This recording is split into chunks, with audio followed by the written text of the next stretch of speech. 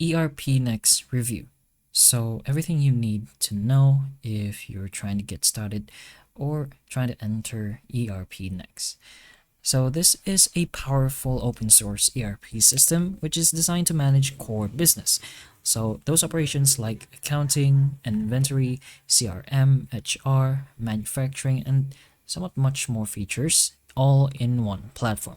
It is especially popular among the small or even medium-sized business to offer a full suite of features without even the licensing costs. So it is a strong alternative to expensive ERP software.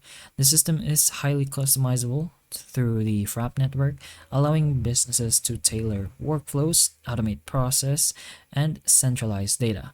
However, while it is feature-rich, ERPNext can be challenging for beginners, but that is pretty much normal for these kinds of tools or systems since they will be generally somewhat complicated, especially if you have just started. So if self-hosted, this is going to be challenging since setup, customization, and maintenance will require technical knowledge or even developer support. So in terms of performance, ERPNext will deliver excellent value, especially with its all-in-one functionality. With that flexibility as well, it doesn't really come with too many trade-offs. The platform may feel complex at first, as we already mentioned, with fewer native integrations compared to those larger ERPs, and can also require time to fully optimize for your business.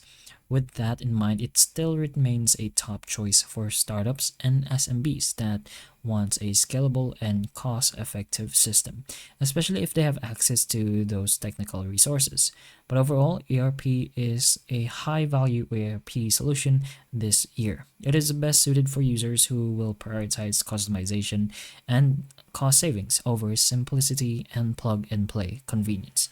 If you want to go ahead and learn more about what ERPNext does, alongside its features, how to use them, and what they do, you can just enter their homepage, which will include all of this. But hopefully the information of this video can help you, and if it can, please like and subscribe for more videos like this, and that's all.